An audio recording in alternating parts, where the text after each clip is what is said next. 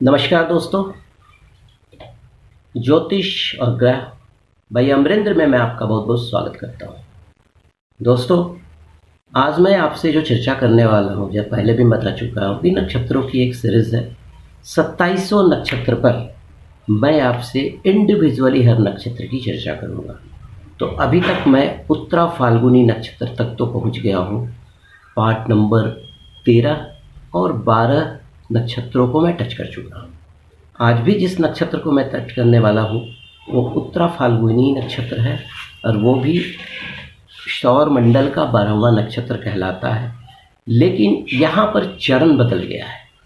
आज मैं आपसे चर्चा करूँगा दूसरे, तीसरे और चतुर्थ चरण में अगर किसी का जन्म होता है उत्तरा फाल्गुनी नक्षत्र में तो उनकी राशि बदल जाएगी।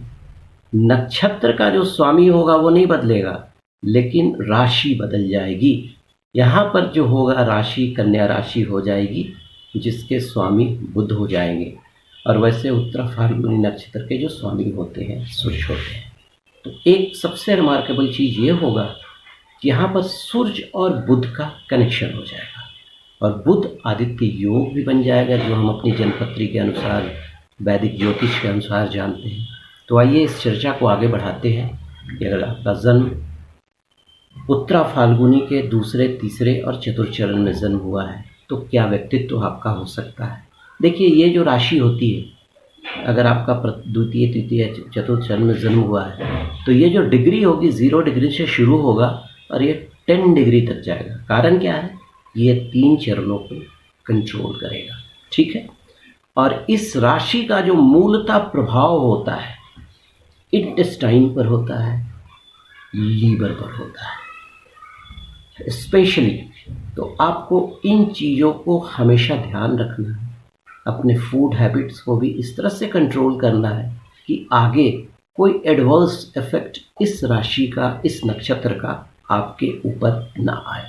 क्योंकि देखिए, इसमें प्रॉब्लम क्या होता है, आंत्रशोथ, कहने का मतलब इंटेस्टाइन में बहुत सारे आपको प्रॉब्लम्स आ सकते हैं।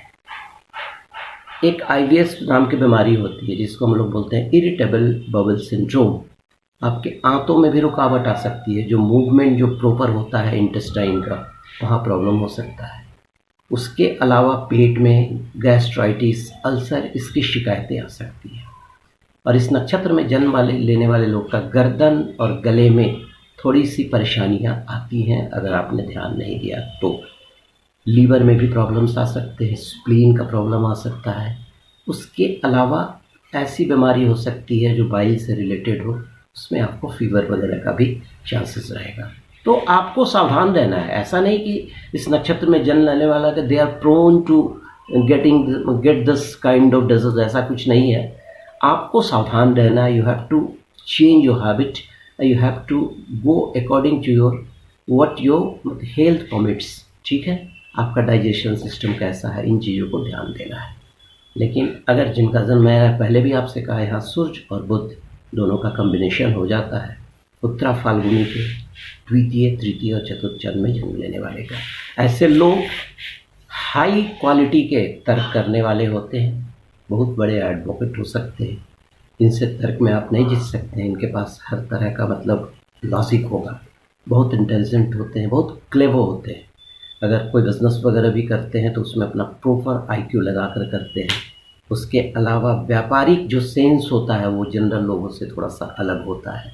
ही can be a very good mathematician, astrologer, engineering में भी he can excel in engineering services, audit और अकाउंट्स में भी उनका मतलब तूती बोलता है। हेल्थ का जो इंजीनियरिंग सेक्शन होगा उसमें भी they can get very good success, इसमें कोई शक नहीं। ऐसे लोग बहुत अच्छे क्रिटिसिज्म वाला जो प्रोफेशन होता है पत्रकारिता में, वहाँ जा सकते हैं। और ही can be a very good ambassador also. ठीक है। अब देखिए, अगर जिनका जन्म अगर उत्तरा फाल्गुनी के द्वितीय, तृतीय या चतुर्थ चरण में जन्म हुआ है और भी जन्मपत्री के अनुसार जो भी प्रोफेशन, किस तरह का प्रोफेशन वो चुने कि ये इनको फ्यूचर में भी सूट करे। देखिए, ये पब्लिकेशन का, उसके अलावा स्क्रीन प्रिंटिंग वगैरह का, प्रेस का, इन चीज़ों को ये कर सकते हैं। उसके अलावा ऐसा प्रोफेशन जो पब्लिक के कम्युनिकेशन से जुड़ा हुआ हो, जिसको हम लोग जनसंपर्क बोलते हैं। उसके अलावा मैसेंजर, उसके अलावा मैनेजमेंट, कहने का मतलब कंपनी का जो सेक्रेटरीशिप टाइप का होता है वो, उसके अलावा मैनेजमेंट में भी बहुत अच्छा ये कर सकते हैं। अकल्ट विद्या के ये बड़े जानकार होते हैं, इसमें कोई शक नहीं। उसके अलावा मतलब ये जो केमिस्ट्री जो साइंस है, केमिस्ट्री साइंस का भी he can be A master.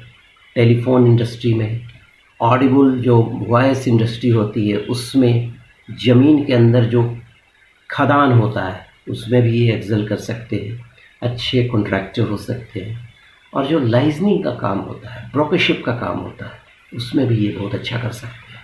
उतना ही नहीं, अगर ये मेडिकल की पढ़ाई कर रहे हैं तो ही can be a very good cardiologist, IAS specialist ये हो सकते हैं, अच्छे हो सकते हैं।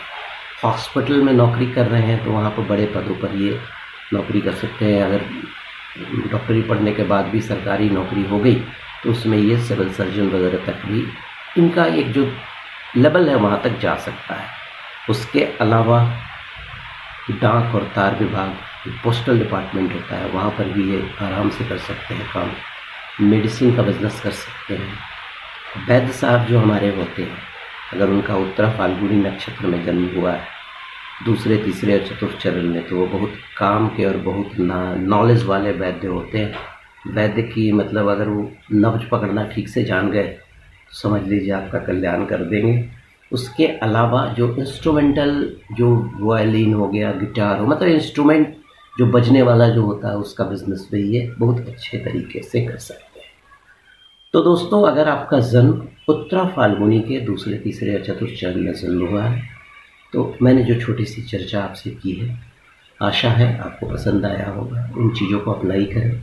और फिर से मैं अनुरोध करूँगा कि आप जो भी आपके जानकार ज्योतिष हैं उनसे एक बार चर्चा जरूर कर लें।